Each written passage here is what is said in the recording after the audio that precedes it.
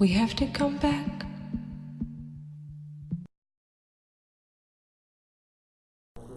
Bonsoir à tous, merci d'être venus si nombreux à ces conversations que nous organisons ici à The Bureau sur le thème Save the Planet. Et ce soir, pour la 5e édition, pour ceux qui n'auraient pas vu l'invitation, le thème est donc le voyage responsable, l'hôtellerie éco-sensible, des thèmes qui vous semblent peut-être un peu vagues, mais qui sont assez essentiels par rapport à ce que nous avons souhaité aborder à travers toutes ces conversations.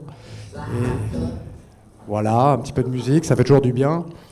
Je vais donc en profiter pour vous présenter nos invités qui ont, je tenais à le préciser en début de conversation, une particularité que vous allez peut-être déceler par vous-même, mais Gaspard de Moustier donc, est le fondateur des hôtels Coucou. On développera par la suite le concept, très intéressant.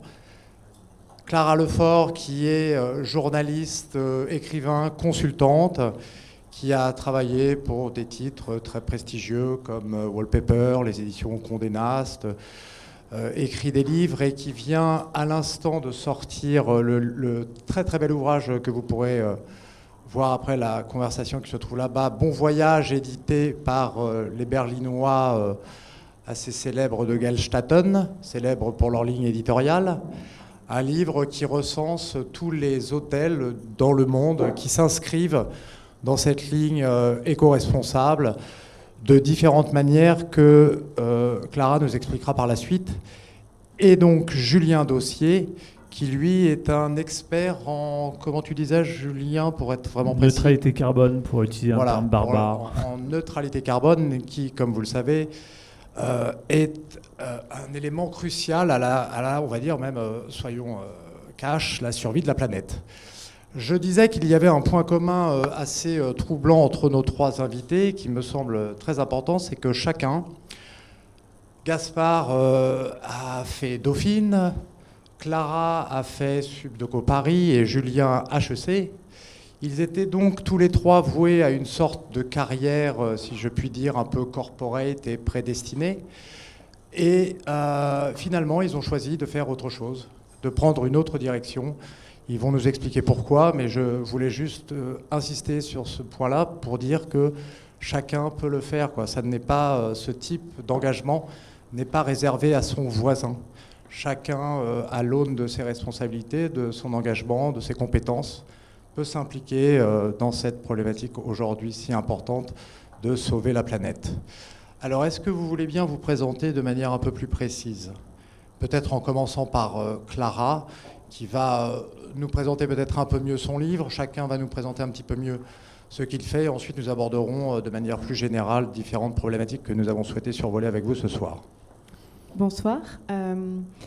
Moi, je vais parler de mon livre parce qu'il me qualifie. L'idée était de rassembler pas tous les hôtels, mais des lieux qui m'ont touchée. Des lieux où il y a un investissement personnel et humain très fort qui permet en fait de dessiner les contours de l'hôtellerie de demain. Et en fait, c'est surtout des lieux où on en repart, on se sent très très bien. On est arrivé avec nos problèmes, nos émotions et on repart, tout va mieux. On a une envie de porter quelque chose de plus positif. Et donc tous ces lieux qui réparent, ils ont quelque chose en commun, c'est qu'ils sont tous engagés pour la nature et pour l'environnement. Et on a tendance à se dire à l'environnement, c'est compliqué, c'est une douche froide, c'est avoir des Birkenstock et autres. Et en fait, il y a plein de solutions. Et mon envie dans ce livre était de montrer qu'il y a plein de gens qui sont partis faire leur truc et qui ont trouvé des solutions par eux-mêmes, qui sont plus avancés que de très très grands groupes hôteliers dans tout ce qui est gestion de l'environnement et de l'écologie et du bâti, et que finalement c'est assez facile. Et ce livre a une vocation, c'est que vous en tourniez les pages, que vous trouviez des idées, que les gens qui ont des hôtels tournent les pages et se disent « mais tiens, ça c'est une super bonne idée, je peux l'appliquer », et qu'en fait, par effet de vase communicant, les gens voyagent différemment et les hôteliers créent des hôtels différemment. Julien, si tu veux bien nous expliquer en quoi consiste notamment le dossier Paris 2050. Je ne sais pas si vous avez vu, quelquefois il y a des murs avec des trous dedans. En fait, c'est moi qui passe, qui me tape la tête contre les murs. C'est un peu mon métier, parce que mon métier, c'est d'imaginer un futur où on arrive à la neutralité carbone en 2050. 2050, c'est très loin, c'est 5 mandats électoraux. On va voter en 2020, 2026, 2032, 2038, 2044, 2050, boum. Et du coup, ça touche tous les aspects de la vie. Il faut un peu raconter une histoire. On est dans un défi de récit, de storytelling. On en parlait avant avec la difficulté d'affronter des chiffres et des ordres de grandeur qui sont difficiles à comprendre. Là, en ce moment, on émet 1300 tonnes de carbone par seconde. Donc, c'est 1000 Clio émises par seconde dans l'atmosphère en permanence. Donc, du coup, c'est des choses comme ça qu'il faut trouver des relais pour comprendre ce qui se passe. Et après, une fois qu'on a fait ce travail de documentation, on se dit, bon, ben, ouf, et moi, là-dedans, à quoi je sers, comment je peux m'en sortir. Et puis je suis tout seul, puis il y a une économie, puis il y a d'autres pays, etc. Donc on a plein de facteurs à prendre en compte pour construire cette trajectoire. Et c'est avec grand enthousiasme et imagination que j'essaie de contribuer à cet exercice. Et puis je fais d'autres trucs à côté, on aura l'occasion d'en reparler. Absolument, de toute façon on va revenir sur ce dossier assez fondamental. Ce que j'ai oublié de préciser, c'est qu'avant d'en venir là, Julien a travaillé pour Volkswagen, pour l'agence Reuters, donc il connaît ces problématiques aussi de l'intérieur et aussi d'un point de vue entrepreneurial. Gaspard, avec Gaspard, on est, si je puis dire, plus dans le concret, puisque lui, Gaspard, c'est quelque part celui qui a fait, qui a décidé, plutôt que d'ouvrir des hôtels lambda, comme il y en a visiblement un peu trop, de prendre un parti pris très fort et de développer les hôtels Coucou. Si tu peux les présenter en quelques mots, on reviendra dessus ultérieurement, mais juste pour... Nous, l'objectif, c'est pas parti forcément d'une démarche engagée, mais plutôt d'une passion qu'on avait pour la nature, notamment en Franche-Comté, qui touristiquement est un trou, et qui naturellement est une région absolument magnifique. Et on s'est dit, comment est-ce qu'on arrive à valoriser une région que moi je considère être exceptionnelle de par son capital nature, et comment est-ce qu'on arrive à créer une destination autour de ça pour faire venir les gens dans des lieux qui sont a priori pas très attractifs. Personne ici, je pense, va se dire tiens, sympa, je vais aller passer mes vacances en Franche-Comté.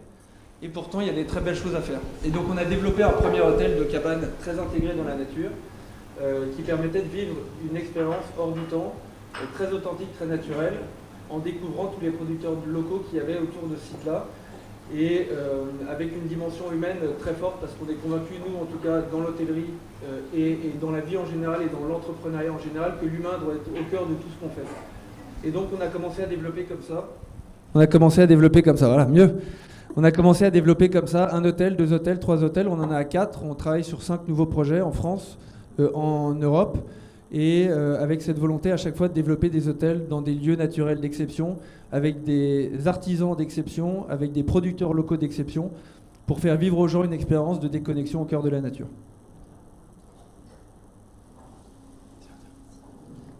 Voilà, et pour information également, avant de développer ce projet, Gaspard a eu la chance incroyable de travailler pour la Société Générale.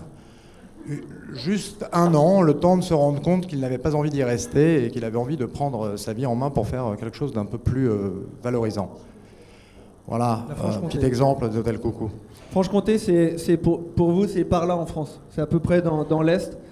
Une région où vous ne passerez de toute manière jamais par hasard. Donc il faut y aller, avoir envie d'y aller. Et l'humain au cœur de ce projet, mais également le fait de travailler avec les collectivités. Si j'ai bien compris, on y reviendra par la suite. Mais si vous voulez bien, j'aimerais, dans un premier temps, que Julien nous expose des problématiques à l'aune de ce qu'il a pu découvrir à travers ses recherches assez approfondies et précises. Les problématiques qui lui semblent aujourd'hui cruciales. Quels sont les enjeux? Évidemment pas tous, parce qu'on en parlait l'autre jour, ils sont innombrables, mais au moins ceux qui te semblent les plus essentiels à aborder dès maintenant, même si l'urgence semble assez bien développée. Ce sujet, je pense que c'est intéressant d'avoir cette conversation aujourd'hui, quelques jours après la grève du climat de vendredi qui a mobilisé plus d'1,5 million de jeunes dans le monde entier, et quelques jours après la grande marche pour le climat qui a eu lieu samedi. Je pense que ces sujets ont une réverbération intime, et ce que je vis moi depuis 14 ans dans mon activité, c'est sentiment d'ouvrir en permanence des portes qui m'amènent à encore plus de complexité. Là où j'ai le sentiment de « Ah oui, c'est pas mal, on va y arriver », ah ben non, en fait, c'est encore plus compliqué. Ce qui fait qu'aujourd'hui, par exemple, là on a commencé par parler de carbone, mais la question de la biodiversité est en train d'émerger de manière assez forte. Et je ne sais pas si vous avez entendu, mais à partir du mois d'avril, l'Italie va importer de l'huile d'olive. Donc on a des genres de bouleversements qui sont en train de se passer à D'ailleurs, Julien, tu m'expliquais, si tu veux bien l'expliquer aux gens, pour quelles raisons l'Italie va importer de l'huile d'olive. Donc l'Italie importe de l'huile d'olive parce qu'elle souffre en ce moment de la propagation d'une bactérie qui s'appelle la Xylella fastidiosa qui se propage. Et elle se propage d'autant plus que les arbres sont fragiles, et ils sont fragiles à cause du changement climatique et du stress hydrique dans lequel ils se trouvent. Et j'ai d'autres exemples comme ça pour montrer qu'on a plein de variables qui se cumulent. On est dans ce qu'on peut appeler une crise de système. Il y a des gens qui voient le sable disparaître, etc. Donc ces sujets-là se mélangent. En ce moment, je dirige le conseil scientifique d'excellence environnementale pour les JO, et on se pose ce genre de questions.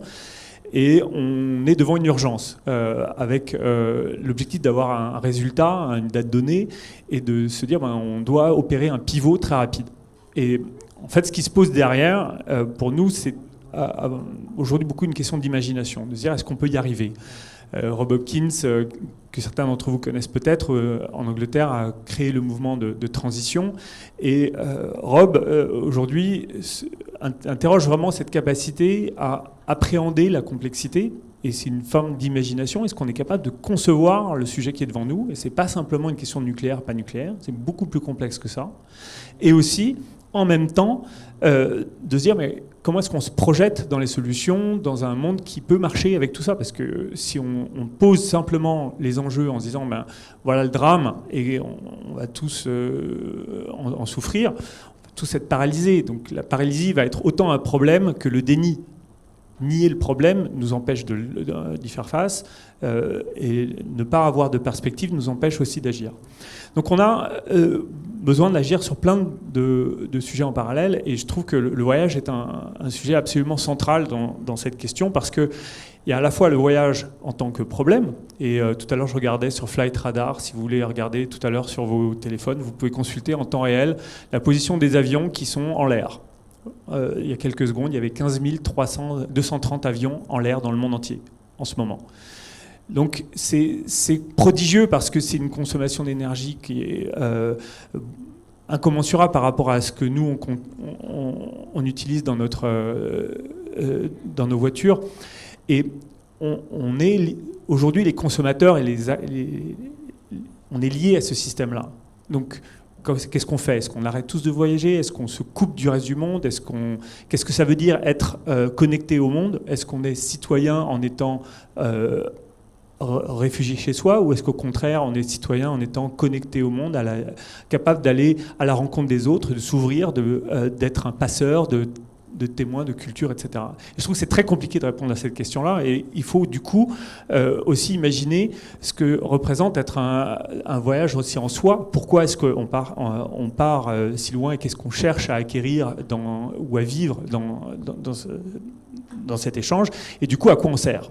Et à quoi on sert, c'est une question aussi qu'on peut se poser dans cette urgence-là, où on a besoin de produire, de transformer, d'inventer des nouvelles solutions. Et là, il va falloir aussi qu'on puisse aller à la détection des idées qui ont émergé, quelquefois dans des conditions très contraintes, là où il y avait peu d'eau, là où il y avait peu de ressources pour construire, avec un peu de terre, quelques branches, etc. Peut-être que c'est de là aussi que vont naître des solutions qu'on va pouvoir intégrer chez nous. Et il faut pouvoir s'ouvrir à un moment donné sur une démarche de coopération, de collaboration, et être surtout très open, prêt à engager des transitions fortes. C'est une question de tolérance au changement qui est devant nous. D'ailleurs, c'est ce que je trouvais assez passionnant avec toi, Julien, quand on en parlait, c'est que effectivement, tu sembles avoir listé tous les problèmes auxquels on est confronté, mais tu viens aussi avec des solutions. C'est ça qui me semble le plus important, parce que stigmatiser les problèmes, bon, je crois que tout le monde a compris que c'est un peu critique aujourd'hui, voire encore plus qu'on l'imagine, puisque tous les 6 mois, les prévisions dramatiques sont en général revues à la baisse. Mais il faut savoir que dès aujourd'hui, on peut tous commencer à œuvrer dans le bon sens, quoi. Ça, simplement, ça nécessite une prise de conscience, un éveil, et aussi la possibilité d'être en contact avec des solutions possibles, comme certaines dont tu pouvais me parler, ou que Clara a pu analyser dans son livre de manière assez remarquable, puisqu'il est articulé autour de 4 axes principaux qui valent ces 4 axes pour, je pense, tout le reste, et pas simplement pour le voyage ou la mobilité, qui sont l'humain, l'éveil, on va dire, conscient à ces problématiques, qui doit conduire à des actes, le bâti, et le 4e, c'était, rappelle-moi.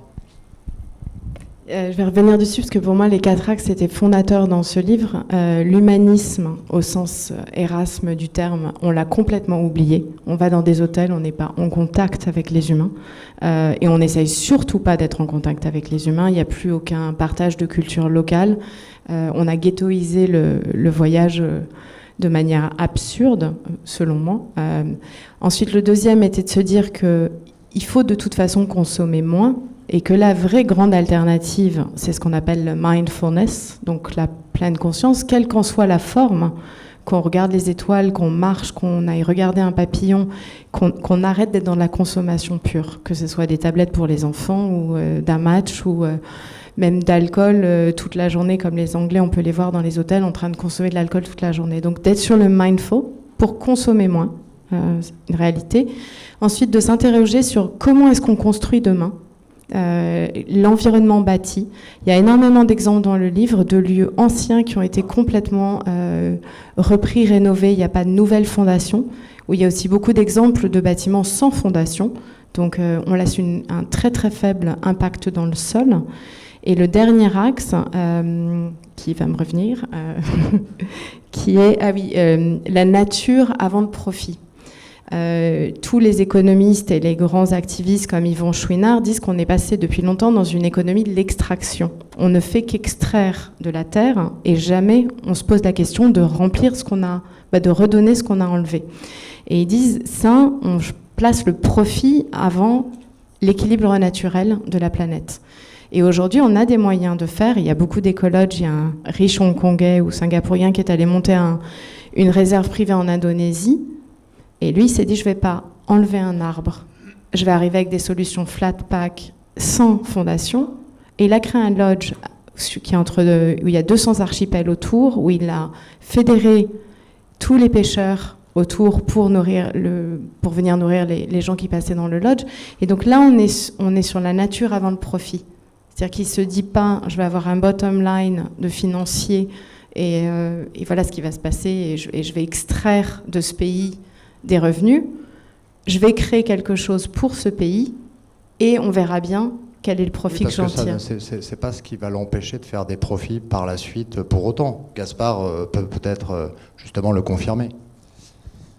En fait, ce qui est hyper intéressant, je trouve, c'est que souvent, on a tendance, sur tous ces sujets-là qui sont assez critiques, et en plus qui arrivent constamment maintenant de plus en plus dans les médias, ce qui est une bonne chose, mais à culpabiliser les gens et à opposer les concepts.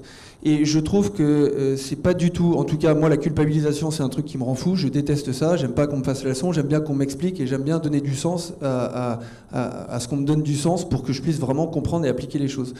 Et en fait, quand on oppose, par exemple, le voyage et l'humain, en disant on va ghettoiser les choses, effectivement, ça a été, je pense, une tendance du voyage des années, on va dire des grandes années après-guerre, 60 jusqu'à 2000, en gros. Mais aujourd'hui, on voit une évolution des modes de consommation, et nous, on l'a vu en 10 ans, où il y a 10 ans, quand on a monté notre premier village de cabane, écodomaine, on nous a dit « Ah bon, mais non, mais c'est un effet de mode, ça va pas marcher ». Et ça, on me l'a redit pendant très longtemps. Et que depuis quelques années, on commence à me dire « Ah ben non, mais en fait, c'est pas un effet de mode, ça y est, les habitudes de consommation changent ». Et c'est vrai, et je pense que l'opposition entre le voyage et l'humain est plus du tout vraie, parce qu'aujourd'hui, les gens qui voyagent ont envie de donner du sens à leur loisir, du sens à leur voyage, et envie de vivre une réelle expérience, humaine notamment, parce qu'on se rend bien compte que les gens ont besoin d'humains. Tout le monde a envie de plus d'humains. Ça, c'est un premier point. Et juste le deuxième point, c'est que souvent on oppose la nature avec donc l'écologie avec l'économie, la nature avec le profit. Moi, je vous garantis qu'avec mes hôtels, je veux gagner de l'argent, hein, parce que je ne suis pas philanthrope et je n'ai pas les moyens d'en perdre. Par contre, je ne vais jamais mettre le profit contre la nature, parce que c'est justement en valorisant la nature que mes hôtels vont offrir la meilleure expérience possible. Exactement. Et donc, c'est pas opposé, ça va ensemble. Et nous, on sait qu'en valorisant les environnements, en valorisant nos fournisseurs, nos producteurs locaux, en leur laissant le maximum de marge, peut-être qu'à court terme, on aura un petit peu moins de profit, ça c'est sûr. Par contre, à long terme, on aura des hôtels qui sont sur des bases très solides parce qu'on a mis du lien là-dedans et on a mis du sens dans notre business. Donc voilà, c'est juste, je pense qu'il ne faut pas opposer parce que l'opposition n'est pas forcément toujours constructive, mais il faut se dire que les deux ensemble sont possibles. Alors justement, ça me fait rebondir sur deux problématiques que tu soulèves qui me semblent cruciales. La première, c'est effectivement de se rendre compte que de la part de nous tous, visiblement, il semble y avoir une adhésion massive pour ce type de nouveaux projets, pour cet élan un petit peu d'éveil des consciences, de réveil d'une sorte d'écologie appliquée à une quotidienneté, à un milieu entrepreneurial. En revanche, tu m'expliquais que ce qui pouvait poser problème, parfois, c'était plus l'administration. Tu me racontais l'histoire d'un site pour lequel tu avais dû mettre, je crois, 3 ans afin d'avoir des autorisations. Et c'est là où on se rend compte qu'en fin de compte, il y a cette espèce de décalage aujourd'hui entre un désir de l'humain qui semble souvent contrarié par une sorte de complexité administrative qui ne fait qu'enfreiner, en fin de compte, un élan entrepreneurial. Et la deuxième chose dont on pourrait continuer de parler, c'est le fait que toutes ces problématiques-là, elles ne vont pouvoir se développer ou attirer des gens, fédérer, agréger de plus en plus de monde, que si effectivement elles finissent par avoir une réalité économique et qu'on peut en tirer des profits. Or, aujourd'hui, on se rend compte que c'est possible. Donc les gens qui vous disent le contraire, ils vous racontent n'importe quoi en fait. Tu peux nous raconter cette histoire d'administration qui te... Tac, on rééchange un petit coup. Je pense qu'effectivement, il y a une chose qui est hyper importante, c'est que on vit dans une société où il y a des règles et que les règles, malheureusement, sont ainsi faites qu'elles ne peuvent pas s'adapter automatiquement à tous les projets. Et nous, on le voit quand on veut ouvrir un village de cabanes, c'est forcément dans des endroits qui sont ultra naturels, où une fourmi n'a pas le droit de mettre le pied. Et donc, quand nous, on arrive et qu'on dit, bah voilà, là, sur ces 100 hectares, on va créer un écodomaine très intégré à la nature, on va la valoriser, les gens nous disent, hors de question, vous n'y mettrez pas les pieds. Et là, on commence la pédagogie. Pas que les gens qu'on a en face de nous ne veulent pas, ils nous disent, on ne sait pas comment vous permettre de le faire, parce qu'on a peur que ça ouvre des portes à d'autres projets qui pourraient, eux, dégrader la nature. Donc, entre le moment où on valide, on découvre un paradis de nature, une pépite, et le moment où on ouvre le site, il se passe généralement, effectivement, au moins 3 ans. Et ce qui est important, je pense, c'est qu'il faut des règles pour protéger les choses, mais il faut qu'on arrive à rentrer dans un modèle un tout petit peu plus flexible, parce qu'on voit qu'aujourd'hui, il y a énormément de démarches, énormément de gens qui veulent mettre en place des nouvelles choses, des entrepreneurs qui ont plein d'idées, et qui sont souvent un peu bloqués par ce côté réglementaire. Je prends un tout petit exemple, qui sont des copains qui ont monté une boîte qui s'appelle Yumi, que vous connaissez peut-être, les jus de légumes pressés à froid, magnifiques. C'est 2 super types qui sont vraiment engagés, qui sont convaincus, et ils ont développé il y a 1 an des bouteilles en végétales, parce qu'ils ne supportent pas le plastique, qui est un des gros sujets dans le tourisme notamment, mais pas que, c'est les déchets, notamment les déchets plastiques qu'on génère. Et ils ont développé cette bouteille qui leur coûte beaucoup plus cher, mais ils ont fait l'investissement of a profit pour arriver à proposer une nouvelle solution. Bon, alors ils se sont retrouvés, les pauvres vieux, avec un malus écologique, en plus du surinvestissement qu'ils ont fait dans la bouteille, parce que on leur a dit, bah, messieurs, nous, on sait recycler le plastique, on ne sait pas recycler votre truc biodégradable végétal, donc, en plus de la bouteille qui passe de 20 centimes à 1 euro, on vous met 50 centimes de malus écologique par bouteille. Et en fait, c'est le truc, on ne peut pas en vouloir à l'administration. Au demeurant, je me permets de t'interrompre, mais c'est quand même encore une fois hallucinant que ce soit 2 types sympas qui pensent à ce genre de choses et pas Danone ou Evian ou ce genre de... Voilà. Qui ont, semble-t-il, des moyens un peu supérieurs et qui pourraient avoir accéléré le processus de recherche pour trouver une solution enfin. Voilà, donc c'est juste que c'est pas pour critiquer et dire, il y a plein de bonnes démarches qui sont faites, je pense, et je maîtrise pas du tout assez la réglementation, mais en tout cas, voilà, il faut pousser un petit peu ces évolutions, parce que je pense que des démarches, il y en a, elles sont pas toutes parfaites, mais en tout cas, on peut les soutenir, et aujourd'hui, la réglementation le permet pas forcément, mais il faut être positif, et je pense que ça va venir. Et justement, je serais curieux de voir, Clara, dans ton livre, puisqu'on parle des entrepreneurs qui ont monté Yumi, qui sont ce que j'appelle moi des indépendants. Je suis à peu près sûr, je n'ai pas fait le calcul, mais que dans ton livre aussi, on recensait les hôtels qui ont été créés par des individualités, on va dire, ou des personnalités, qui sont probablement beaucoup plus nombreux que ceux qui auraient été créés par des groupes ou des multinationales. Il n'y a que ça. Excusez-nous. Parce que par définition, j'ai peu confiance en un groupe Je trouve qu'il y a toujours beaucoup de choses qui sont cachées. Et ce ne sont que des histoires humaines et ce sont que des gens qui ont des convictions profondes. Quand Gaspard monte il y a 10 ans, il est effectivement très très en avance sur son temps. On va lui dire c'est bien tes cabanes, ça va passer de mode, mais il y croit. Et il passe tous les écueils les uns derrière les autres et tous ces projets sont en fait des accélérateurs pour les plus gros groupes. Et j'adorerais que les gros groupes viennent signer tous les gens de ce livre en disant vous avez trouvé des solutions auxquelles on n'a pas pensé, vous les avez en gros brevetées sur le terrain en remontant vos manches, vous nous avez montré que ça pouvait exister et faisons-le, multiplions-le. Excuse-moi Clara, mais pour être dans le concret, est-ce que tu peux nous citer quelques exemples, tu en mentionnais quelques-uns, pour que les gens se rendent compte de quoi on parle. Je veux dire par exemple le type qui collectionne les capsules de bouteilles pour en faire des tabourets, des trucs, non mais genre des trucs tellement simples. Il y a des choses très simples comme le Trunk Hotel à Tokyo, qui est essentiellement fait à partir d'éléments recyclés. Donc ils sont partis en se disant on va utiliser 90% d'éléments recyclés pour créer les structures, les tables, tout. Et l'hôtel est un hôtel de luxe dans le cœur d'Omotesando. Et ils ont mis sur le bar un espèce de récipient pour les bouchons de bouteilles. Et chaque fois qu'une bouteille est ouverte, le bouchon est mis dans ce vase transparent. On voit le niveau monter. Et dès qu'il est plein, il y a un dessus de tabouret qui est pressé à partir de ce liège pour devenir un tabouret de bar dans ce bar.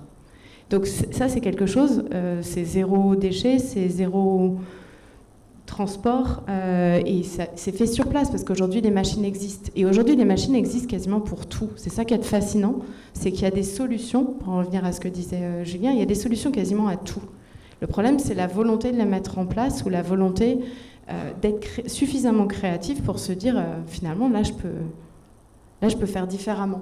D'ailleurs, on a parlé beaucoup, on en parle encore, de révolution de l'ère digitale.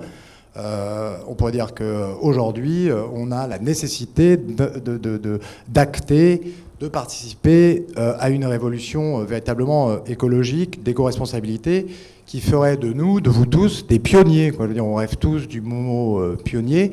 C'est l'occasion de l'être, parce que dans les exemples que peut citer Clara, on se rend compte qu'il y a une accessibilité, une simplicité du faire qui est à la portée de tous. Et souvent, il y a un message un peu contradictoire. On s'imagine, oh mon Dieu, ça va être tellement compliqué à mettre en place. Moi, ce qui était important dans le livre, c'était aussi pour aller contre la culpabilisation. Parce que si on est un peu honnête avec soi-même et qu'on a envie d'une escapade, on va se dire, où est-ce que je vais aller ? Mince, je ne peux pas prendre l'avion, je ne peux pas aller loin, tel hôtel n'est pas écologique, qu'est-ce que je vais faire ? Il y en a un qui a du plastique. Donc on se retrouve dans la culpabilité.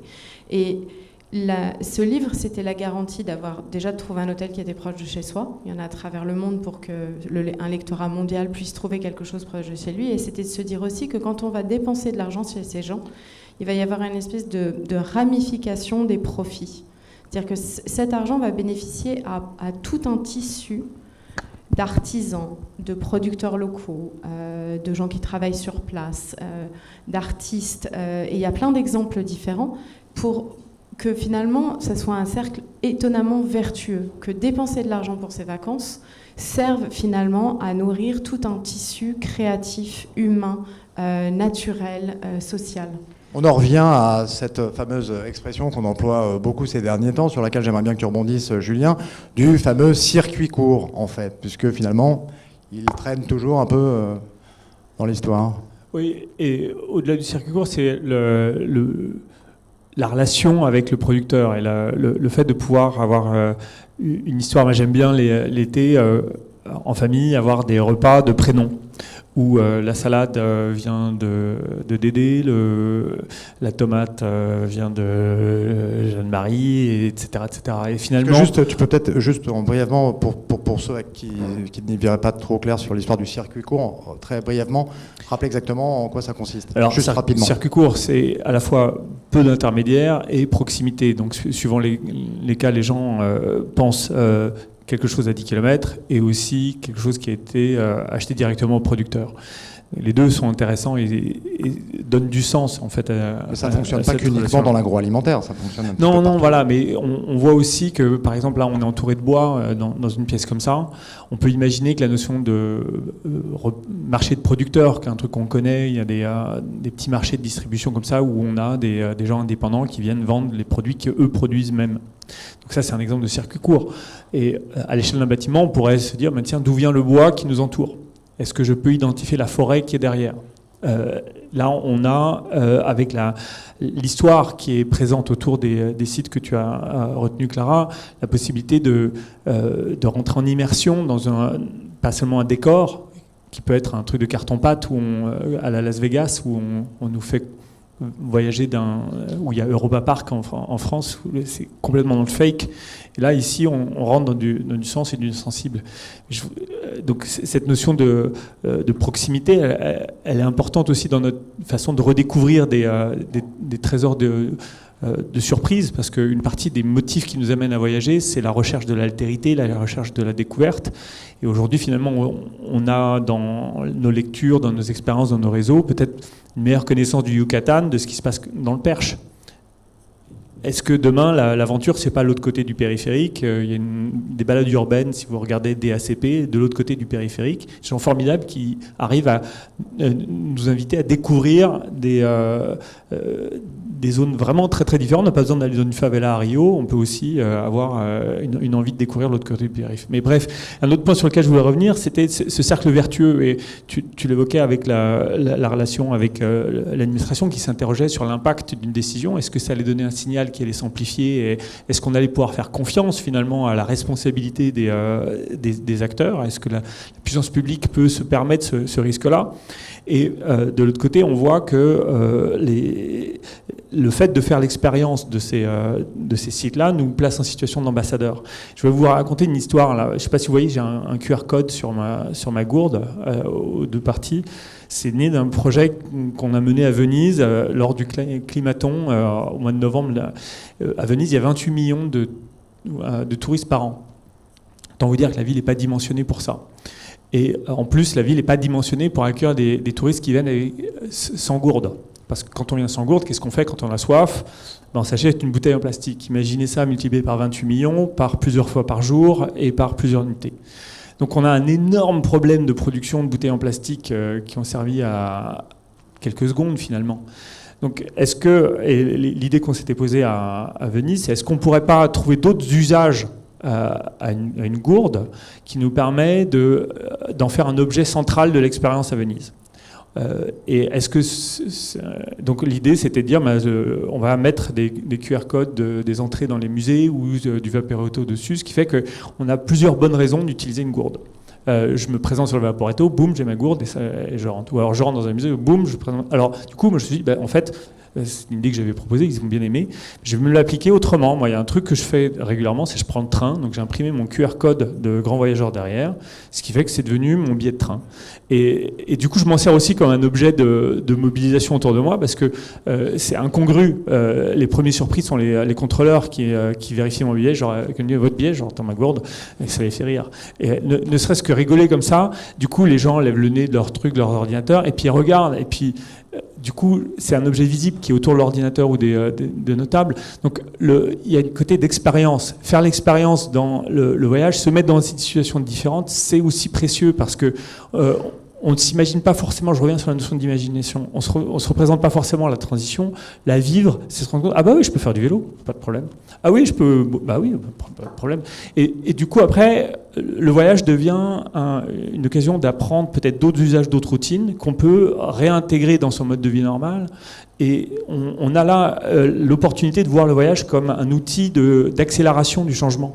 Et surtout, pardon, ce qui me semble très intéressant dans l'exemple de la gourde, c'est surtout son accessibilité, sa simplicité, et ça peut faire figure d'allégorie, tout simplement. Ce qu'on veut dire par là, c'est que c'est à la portée de tous, un peu de réflexion pour trouver des solutions faciles à mettre en place, avec un côté parfaitement ludique, parce que l'idée c'est aussi ça, c'est de conserver un genre de stimuli intellectuel afin de pouvoir favoriser ces nouveaux comportements, et c'est l'accumulation de millions de comportements comme ça qui finiront par avoir un impact réel. Je crois, Gaspard, que tu vis ça au jour le jour dans l'édification de tes hôtels, par exemple. On m'entend, ouais. Ce qui est marrant avec ça, c'est qu'en plus, on arrive à prouver que, pour ceux qui sont un peu pinces, qu'en plus de ça, on va consommer moins de plastique et économiser de l'argent parce qu'on achète moins de bouteilles d'eau et que l'eau au robinet coûte moins cher que l'eau qu'on achète. Donc c'est là où tout peut finalement se rejoindre et que finalement c'est assez simple. Et effectivement, nous, dans nos villages, on est parti d'une démarche d'abord différente, c'est qu'on voulait absolument mettre énormément d'humains. Et donc, qui dit humain, dit je vais valoriser les gens qui sont autour de moi parce que je les connais et que j'ai envie de valoriser les produits qu'ils font. Donc, on a commencé à, plutôt que d'acheter nos confitures, notre miel, etc., dans les grandes surfaces, Monsieur Ruche, sans mentir, c'est notre apiculteur aux cabanes des Grands Lacs. C'est lui qui nous fournit tout le miel pour notre village. Il est hyper content. Comme il galère un peu avec son activité parce qu'il ne sait pas comment vendre, on lui paye en début d'année le stock de toute l'année. Comme ça, lui, il peut s'organiser avec ses ruches, il peut faire son truc. Nous, on est content, on le paye finalement moins cher. Et en plus, on le vend en boutique. On n'entend pas ? Tac. Ah bah pardon. Non, il ça, j'ai cru que c'était plus fort. Et en plus, on le vend en boutique, donc lui, ça lui fait plus de volume, et donc il est encore plus content et qu'il peut nous faire des meilleurs prix, etc. Et c'est très vertueux. Et en plus de ça, comme il adore notre concept, eh bien, il en parle à tout le monde et qu'on a de plus en plus de touristes qui sont à moins de 40-50 km. À chaque fois, nous, c'est pas des touristes qui viennent de 200 bornes. Hein. La majorité vient d'en gros de moins 60 km. Donc c'est des gens qui viennent redécouvrir leur région, qui découvrent en plus les producteurs locaux, qui vont l'acheter pour chez eux parce qu'ils trouvent ça sympa, etc. etc. Et en même temps de tout ça, il y a beaucoup d'humains. Et quand Monsieur Ruche débarque pour nous livrer son miel, il est trop content de discuter avec les clients parce qu'on leur dit tiens, c'est lui qui fait le miel, etc. etc. Donc ça met beaucoup d'humains et c'est hyper sympa. Et sur la partie des déchets, ça c'est quelque chose, nous, dont on a pris conscience il n'y a pas si longtemps. Et on s'est dit, mon Dieu, c'est pas possible de créer autant de déchets. D'abord, quand je regarde mes lignes de compte de résultats, je vois que par village, j'ai quasiment 20 000 euros de coûts de déchetterie par an. Alors je rajoute juste une petite information comme ça qu'il est toujours bon de rappeler. 60% de la pollution mondiale provient du gaspillage quand même. Hein. Voilà. Non, mais il ne faut pas l'oublier. Et à chaque fois qu'on est là dans les hôtels, on voit des poubelles qui débordent et tout, et on a dit avec les équipes, écoutez, franchement, c'est pas possible. Est-ce qu'on arrive d'ici 3 ans à passer en zéro plastique ?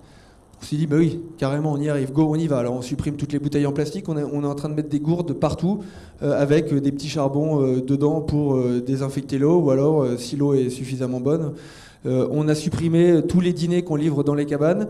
On est repassé en vaisselle en dur, mais avec une vaisselle particulière pour pas que ça casse et pour pas qu'on ait à la changer tout le temps, etc., etc. Alors c'est plus cher à l'investissement. Par contre, ça nous permet déjà de communiquer sur nos valeurs auprès de nos clients, et nos clients viennent pour ça. On peut parler pendant des heures avec eux des démarches et de nos valeurs, parce que maintenant, les gens sont plus simplement des consommateurs. Nous, nos clients, ils viennent, ils ont envie de comprendre, ils ont envie de donner du sens à leur voyage, et donc ils sont passionnés par ça. Et honnêtement, ils sont prêts à payer plus cher parce qu'ils ont envie de soutenir une démarche. Alors là, on touche une dimension qui me semble fondamentale, c'est-à-dire la dimension pédagogique, je pense, où effectivement le voyage peut être un vecteur essentiel pour cette pédagogie, éveiller les gens non seulement à ces problématiques bien sûr, mais à renouer avec une certaine forme de culture locale, ce que tu as dû constater d'innombrables fois, Clara, je suppose, au cours de tes nombreux voyages. Et moi, je rajouterais réparer. Je crois qu'il y a un gros travail de réparation. Tous ces hôtels, ce sont des hôtels où les locaux vont. Et ça, je crois que c'est très important. Il y a plein d'hôtels où on rêve d'aller sur Instagram, mais en fait, c'est des hôtels où les locaux n'approchent pas, ne vont pas, ne sont pas les bienvenus. Donc déjà, ça, il y a un problème. Le voyage, c'est censé être aller à la rencontre, et on ne veut surtout pas aller à la rencontre. Donc réparer est très important. Et sur l'histoire du prix, parce que c'est aussi quelque chose qu'on me dit souvent, on me dit, bah ouais, mais ça coûte plus cher. Moi, j'ai grandi, on m'a dit, le bon marché coûte cher. Si tu t'achètes une paire de chaussures ou de sandales ou de nouilles pour aller à la plage à moins de 10 €, ben, tu es sûr que tu vas en changer 2 fois dans l'été. Donc il y a cette idée de l'investissement en soi, de l'investissement dans le temps. Et oui, pour respecter, ça demande une forme d'investissement. Ça peut être un investissement personnel. Il y a des hôtels où vous pouvez faire des choses vous-même, où vous pouvez participer. Et ça, c'est un investissement en temps réel. Mais je pense qu'il faut arrêter de vouloir gagner sur tous les tableaux. Et ça, c'est pas possible. Et la société nous fait penser que c'est possible, qu'il y a toujours un truc à gagner. Or, en fait, il n'y a à gagner que de préserver et de se respecter soi. Et tous ces hôtels où finalement on finit par se sentir mal, parce que c'est une réalité, c'est parce que on n'est pas au contact de belles matières, parce qu'on vous a pas dit bonjour le matin, parce qu'en fait on a mangé un truc qui avait peut-être 2 jours dans le frigo, parce que ou c'était en boîte, et qu'on vous fait croire que c'est généreux et en fait ça l'est pas. D'ailleurs, je me permets d'ajouter que moi j'appelais ça la vertu thérapeutique de l'achat compulsif, quant à savoir que ce qui nous guide la plupart du temps dans l'acte d'achat, c'est tout simplement de combler un vide qu'on a en soi et qu'on va penser combler par un acte a priori plutôt superficiel, parfois sympa, mais souvent, en vrai, inutile, qu'on pourrait combler autrement. Effectivement, c'est là où on en vient à parler d'éveil et de fête. Et là où ça devient très intéressant, c'est que toutes les dimensions du vivant sont présentes dans ces hôtels. C'est-à-dire qu'on ne s'arrête pas juste à l'humain. Les animaux font naturellement partie. Il y a un lieu qui s'appelle la Finca La Donaria en Andalousie où il redresse, il se relance dans le dressage des lusitanos, des vieux chevaux espagnols. Donc ça fait partie de l'expérience qu'on peut avoir, qu'on aime les chevaux, qu'on n'aime pas les chevaux. Le potager qui fait partie souvent de l'hôtel, comme on est en contact du vivant, on est en contact d'un fruit, toute l'expérience est différente. Et en fait, ça englobe le vivant. C'est-à-dire que c'est remettre le vivant au centre. Et c'est d'autant plus paradoxal de le dire à une époque où on ne jure plus que par le digital, qui pourrait être l'antinomie, en quelque sorte, du vivant. Oui, le digital, c'est toujours compliqué parce que si on enlève le digital, et tous les hôteliers le disent, il y a plein de gens qui viennent plus. Tout simplement. Peut-être pas si mal, finalement. Peut-être, mais en fait, l'idée n'est pas d'être donneur de leçons et de donner accès. Et en fait, naturellement, quand les gens vont loin et sont dans des écologes, ils le regardent moins. Et surtout, ils dorment mieux. Parce que comme il y a une qualité de silence, parce que forcément, tout va de pair. Entendre un oiseau le matin, bien dormir et pas avoir été réveillé de la nuit, la qualité de l'air. Et après, on regarde moins son mail. On a moins besoin des autres qui sont loin parce qu'on est bien. En fait, il y a une chose qui est marrante, c'est qu'il y a aussi encore beaucoup d'idées préconçues. Parce qu'on discutait récemment avec un groupe hôtelier qui commence par P et qui finit par hier et vacances, et qui nous disait, nous, dans nos hôtels, on ne peut pas concevoir de ne pas avoir le Wi-Fi, c'est impossible, les gens ne viendront pas. Et donc nous, on leur a dit, écoutez, nous, les gens viennent pour ne pas avoir le Wi-Fi, et ils payent 3 fois plus cher que chez vous. Donc il y a peut-être une démarche à penser les choses différemment, parce que nous, ils viennent chercher autre chose. Ils nous disaient, non mais nous, de toute manière, un hôtel ne peut pas fonctionner si on a moins de 500, en gros entre 500 et 800 hébergements. On dit, nous, on en fait 25. Et on est sur des domaines qui font entre 50 et 100 hectares, comme vous. Et en fait, c'est pas du tout pour critiquer, parce que je pense que c'est un modèle, et il y a des gens qui consomment comme ça, et c'est très bien, on n'est pas là pour juger, mais je pense qu'il faut pas non plus s'enfermer dans une démarche ou dans une habitude en se disant, de toute manière, mes clients voudront ça, parce que la réalité, c'est que, je veux dire, personne n'est idiot, personne n'a envie de détruire la planète, tout le monde, a priori, adhère à l'idée qu'on a envie d'essayer de faire mieux. Il faut simplement essayer de créer un environnement et un contexte qui permet aux gens d'y aller et pas partir du principe qu'ils ne voudront pas le faire. C'est très important ça, parce que finalement cette imposture là, du digital, elle est presque involontaire. En fin de compte, on l'a tous pris en pleine figure sans véritablement s'en rendre compte. Et aujourd'hui, on en arrive à cette conclusion qu'on doit lui trouver une issue, finalement. Mais c'est vrai qu'a priori, personne n'était réellement responsable de cette propagation. Et on a été trop vite dans nos parties du monde, parce que moi, c'est un livre global. Il y a des lieux en Namibie, il y a des lieux au fin fond du Chili. Quand vous êtes au fin fond du Chili ou sur la côte, la Skeleton Coast en Namibie, le digital, il a une réalité. Vous en avez besoin pour faire tourner un hôtel. Vous ne pouvez pas le faire tourner sans. Parce que vous ne savez pas comment les météos arrivent, parce qu'on est tellement coupé du monde. Donc, moi, je ne bannis pas complètement le digital, parce que ça dépend des lieux, et c'est au cas par cas. Et je crois que la réalité de chacun de ces hôtels, c'est que c'est un cas par cas contextuel, géographique, humain, artisanal, alimentaire. Je veux dire que chacun a été chercher dans son terroir ce qui fonctionnait le mieux pour être le plus respectueux. Et il n'y a pas une solution, il y en a plein des solutions. Et il y a aussi le digital comme allié parce qu'on peut aussi voir notre présence dans ces lieux-là comme étant une contribution à la vie. On n'est pas simplement consommateur de ces lieux-là. Et je pense qu'on peut avoir en tête des contributions de sciences citoyennes avec justement des applications comme PlanteNet, c'est l'équivalent de Shazam. Vous connaissez Shazam pour la musique, vous vendez des téléphones, c'est tel morceau. PlanteNet, le téléphone devient une façon de comprendre les variétés de plantes qui nous entourent. Et mine de rien, de proche en proche, on peut aussi aider à documenter l'état de la biodiversité dans ces endroits-là. Et on peut aussi faire le lien avec du numérique low-tech, avec des petits capteurs Arduino et autres qui peuvent être disséminés à proximité des fermes pour aider à documenter l'hygrométrie, l'état sanitaire des sols. Tout ça, c'est de l'information qui peut remonter de manière utile grâce au digital pour alimenter des bases de données, informer les fermiers alentours de la nécessité ou pas de faire de l'irrigation. Donc du coup, l'apport du tourisme dans ces cas-là peut être aussi une façon de financer un équipement qui va avoir un impact pour une communauté élargie parce que l'information pourra être captée et ensuite partagée. Donc la question, c'est pas tellement le digital en soi, c'est qu'est-ce qu'on en fait. C'est surtout en fait de remettre, comme on l'a évoqué plusieurs fois, et j'aimerais bien que tu nous dises quel est le point de vue, d'après toi, des instances civiques ou administratives sur le fait de remettre l'humain au centre, comme on l'a dit. Oui. Je voulais juste rajouter un truc sur l'impact positif. Je crois qu'il faut regarder le digital comme éventuellement un impact positif ou un impact négatif, et qu'à ce moment-là, on se pose les bonnes questions. Sur l'impact négatif, il y a des endroits en Afrique, quand on monte en safari, on vous enlève votre téléphone et on vous dit votre téléphone, vous allez le couper parce que si vous géolocalisez un animal en le prenant en photo et que vous allez le poster, peut-être en rentrant au lodge, on va savoir où est cet animal et tous les poachers, donc les braconniers, vont pouvoir savoir où se situe cet animal. Et sur des espèces très en danger, ça devient problématique.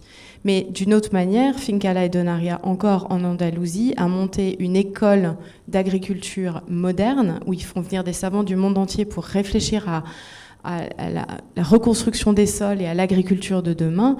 Et eux, ils ont besoin du digital, tout simplement comme on le fait ce soir, parce qu'on peut retransmettre, parce qu'on peut donner accès, parce que les conférences avec des sommités qui viennent sur place peuvent être mises en ligne et servir des universités ou autres. Donc l'outil digital, il est complexe de notre point de vue, parce que nous, on est un peu surgâtés, on l'a tout le temps en flou continu, mais il y a plein d'endroits dans le monde où il faut bien se dire que dès qu'on est en hémisphère sud, vous avez déjà, vous êtes en 2G.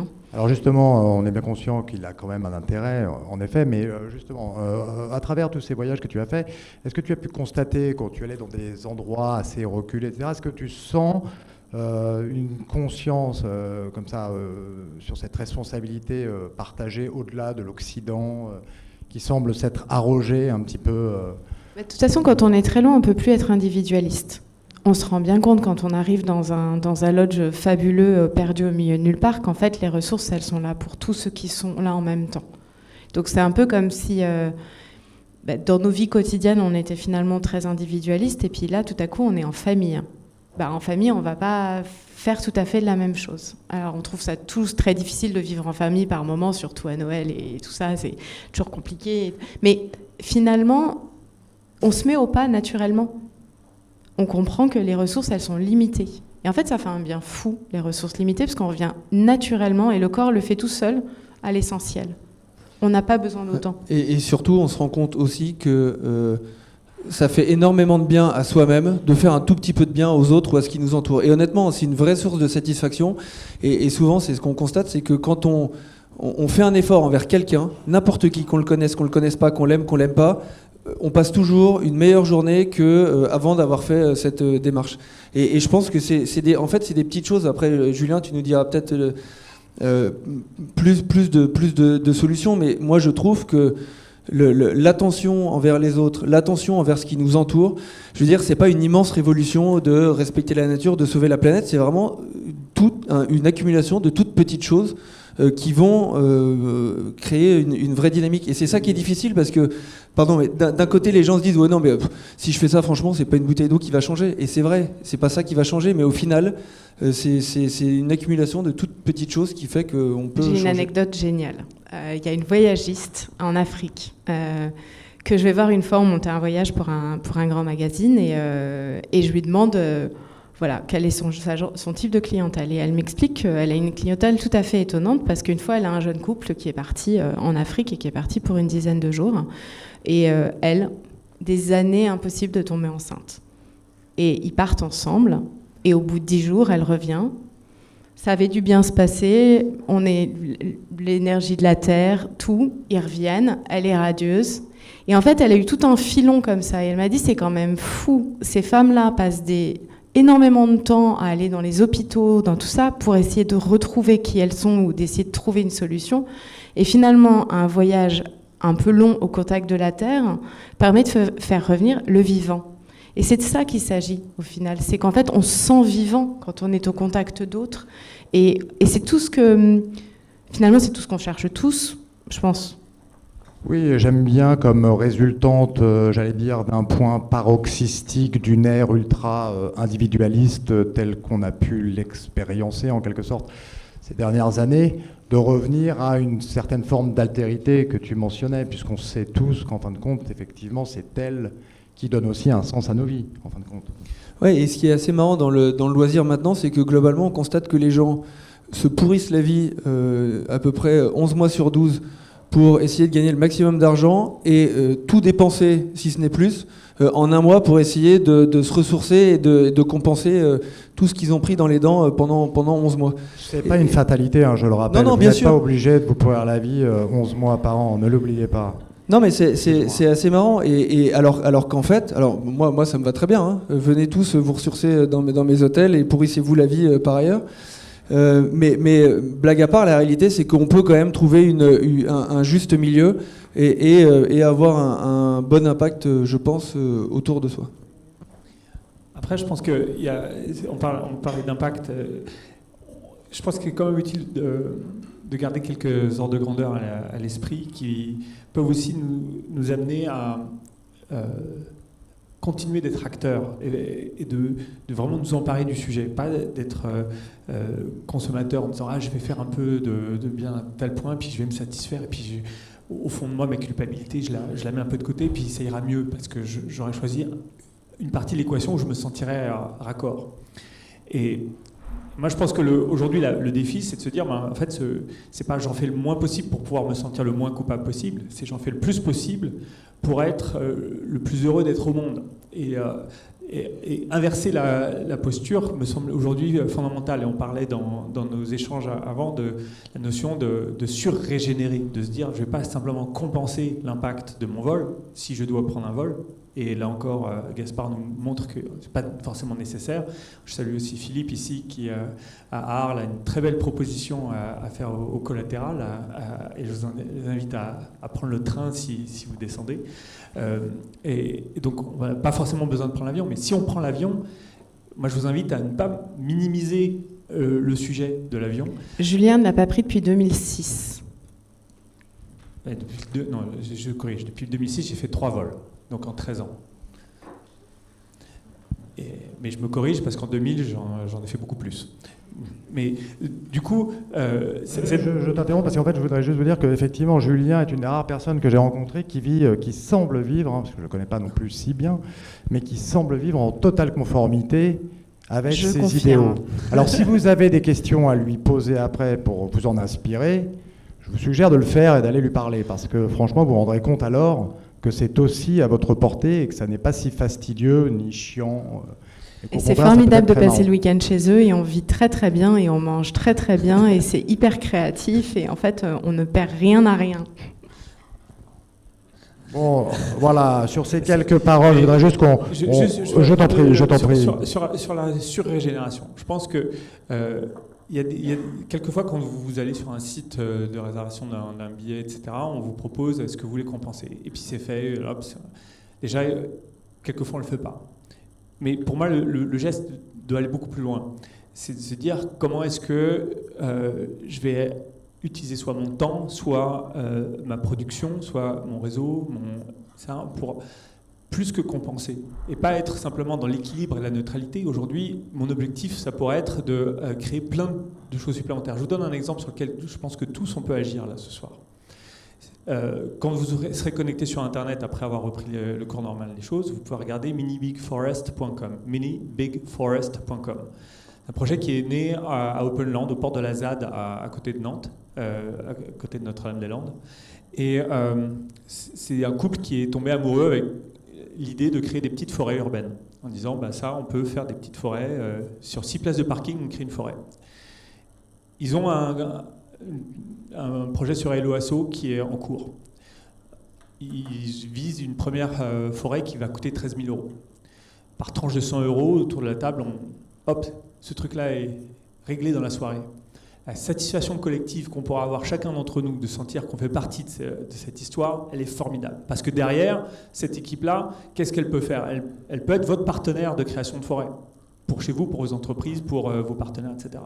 Et au-delà de ça, je pense qu'on a aussi à donner à voir que notre production, notre vie sur Terre, elle va se matérialiser par de la biomasse, par de la forêt, par du vivant, par des choses qu'on va créer, qu'on va entretenir, et qui vont être du coup des facteurs de vie humaine, de métiers, d'emploi, de création de richesse. Et un autre angle, si vous regardez sur Internet, vous allez pouvoir tomber sur l'histoire que Rob Hopkins, là encore, que je mentionnais tout à l'heure, racontait. Il a dû un jour interrompre sa chaîne de 8 trajets en train pour aller de, je crois que c'était la Suède jusqu'au Baléares. Il avait prévu avec un petit ferry. Il a dû prendre l'avion. Et lui, il ne prend pas l'avion, encore moins que moi, je pense. Et ce jour-là, il a dû prendre l'avion. Mais il s'est dit, du coup, je vais acter la responsabilité de ce geste-là. Et il a produit du biochar dans les quantités comparables à ce que son vol en avion allait déclencher. Du coup, c'était pas simplement un truc sur un clic, là, tout à l'heure on parlait du numérique, c'est qu'il en a fait un projet où il a pris le temps de produire ce truc, il a déplacé des sacs, il a vu ce que c'était 1,3 tonne. Et je pense que c'est aussi cette forme de cohérence et d'en faire une expérience qui fait partie du voyage, de même que le temps qu'on consacre au voyage fait partie de l'expérience. Pourquoi se dépêcher de se déplacer et de vivre comme ça dans un sas, alors que le temps de la transition est important. Autant qu'est-ce qu'on laisse pour se préparer à être justement réceptif à l'environnement différent. Si on y va dans le stress, on ne sera pas forcément en mesure de vivre les vibrations de ces nouveaux endroits. Et aussi, qu'est-ce qu'on en ramène, comment est-ce qu'on revient à une vie. Donc ce temps est important, je pense, et je nous invite collectivement à nous emparer de ce truc en disant soyons ambitieux, prenons-le comme un vecteur de progrès, en fait, de se dire on va en faire encore plus. Ah oui, c'est vrai, excuse-moi Claire, mais j'ai juste un truc à dire par rapport à ça, c'est vraiment quand même, on vit une époque, enfin je ne sais pas si vous avez vu ce qui s'est passé vendredi, j'imagine que oui, avec tous ces enfants, ces adolescents qui sont allés manifester, et je crois que pour la première fois dans l'histoire de l'humanité, tout d'un coup on est une génération d'adultes, et c'est des enfants qui nous confrontent à nos responsabilités. Je ne sais pas si ça vous choque pas, mais moi je... Et alors l'autre jour, j'étais au contact de ces jeunes, et on parlait moteur de recherche. Et ils me disent, tu utilises quel moteur de recherche ? Moi, je suis bien embêtée, qu'est-ce que j'utilise comme moteur de recherche ? Google, je réponds comme tout le monde. Et puis ils me disent, non, Ecosia. Et du coup, depuis, je suis passée sur Ecosia, et Ecosia est un moteur de recherche. À chaque fois que vous cliquez, donc vous créez des clics, vous créez des recherches, et eux, ils vivent du nombre de recherches et du nombre de clics collectifs qui sont générés pour utiliser les revenus publicitaires pour planter des arbres. Voilà, on pourrait par exemple tous prendre l'engagement ce soir d'arrêter d'utiliser Google pour utiliser... Enfin, je veux dire, vous pouvez le faire, on peut le faire. Quoi, je veux dire, à un moment donné, il faut quand même... non. Eco, moi je ne connaissais pas, pour être très honnête. Ecosia. Voilà, donc ce soir, tout le monde sur Ecosia. ECOSIA. Alors, parfois ça va un peu moins vite, mais en fait c'est bien. Parce qu'on se dit qu'on sait pourquoi on le fait. C'est pas tout le temps, mais il y a par moments, ça va un peu moins vite. Voilà. Bon, je crois que justement sur cette belle parole, ce nouveau geste, cet acte, parce qu'en fait tout est dans l'acte, hein, n'oubliez pas, c'est l'acte qui compte. Hein, la pensée le précède. Non, mais allez près, il y a plein de choses très belles à voir près. Il n'y a pas forcément besoin de courir à l'autre bout du monde.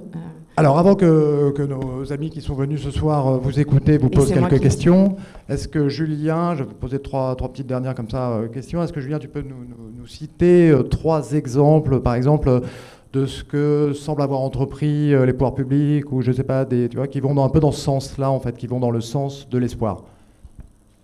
Parce que moi parfois j'ai du mal à les repérer ces décisions. Tu vois, c'est difficile. Hein, il a quand même besoin de réfléchir. Quoi. Je suis en fait très heureux que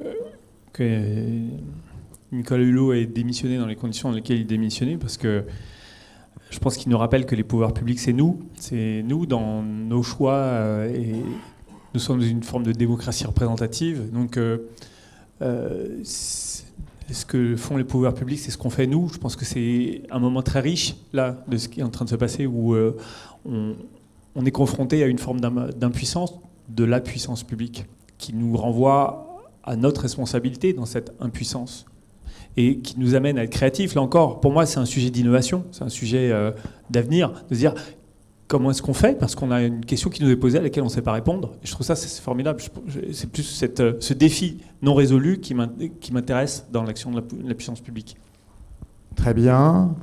Clara, tu peux nous raconter trois histoires que tu as remarquées du type de celui de la capsule de bouteille. Ça paraît peut-être dérisoire, mais moi je pense que c'est ce type de, j'allais dire, mini-action qui enclenchera des réactions en chaîne qui viendront paraître vertueuses à une échelle macroéconomique, macrosociale.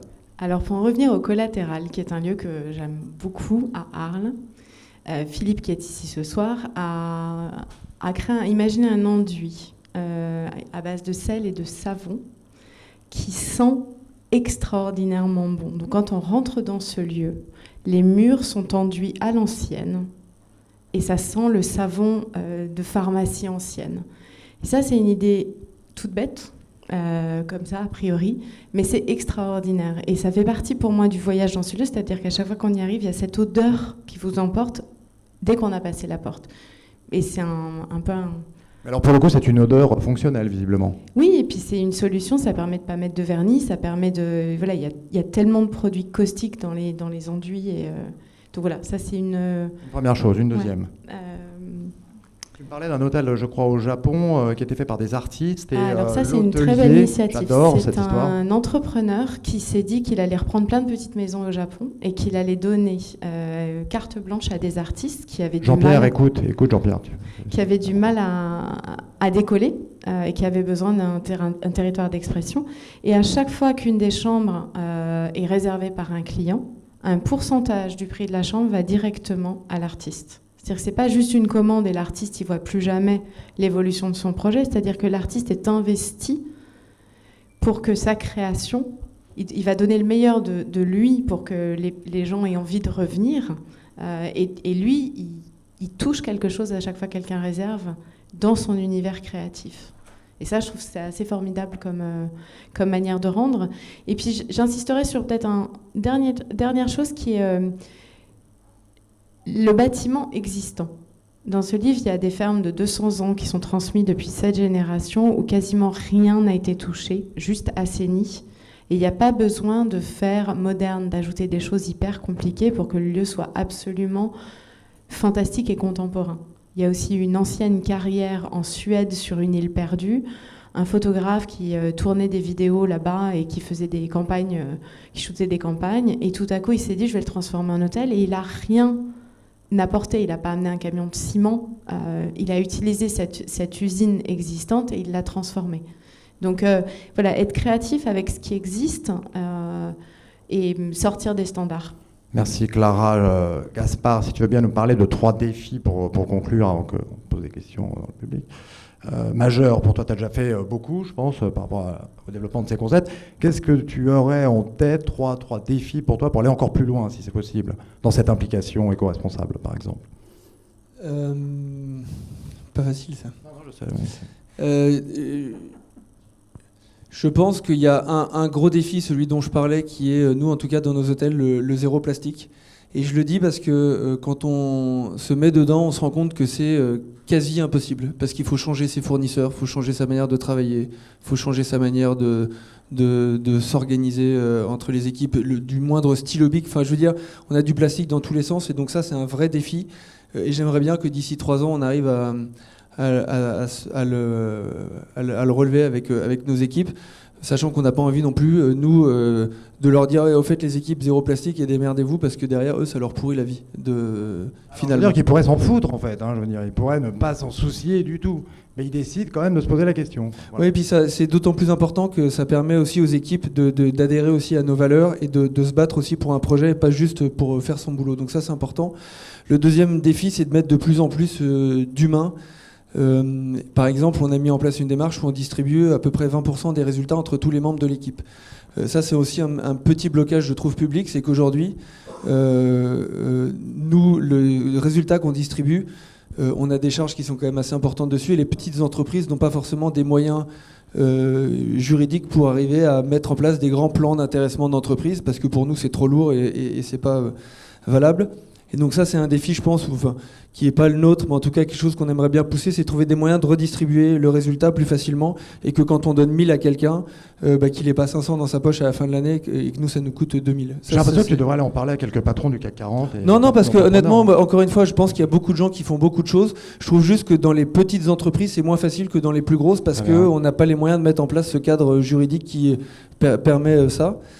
Et puis sinon, un troisième défi... c'est toujours dans notre développement, on va ouvrir a priori 5 nouveaux sites là, dans les 3 prochaines années, et c'est toujours essayer de se battre et de ne pas céder à mettre en place des choses qui seraient peut-être plus rentables ou plus faciles à court terme, et qui viendraient dégrader nos valeurs fortes qu'on a absolument envie de défendre, et donc de se battre pour mettre en avant toujours nos valeurs avant la facilité. C'est vrai que le court-termisme, c'est quand même un des syndromes les plus tristes de notre époque, quoi, puisque finalement, on laisse de moins en moins aux gens le temps de pouvoir s'exprimer. On va terminer là-dessus. Merci à vous. Je vous en prie, merci à vous. J'ajouterai juste pour terminer que j'espère qu'au cours de cette conversation, on a réussi à montrer l'accessibilité des solutions dans la quotidienneté de la vie, quoi. Voilà, c'est pas far away, quoi. C'est genre là, maintenant, tout de suite. Midi Big Planet et Ecosia. N'oubliez pas ce soir, blacklistez Google, mettez-vous sur Ecosia. Vous aurez fait un acte.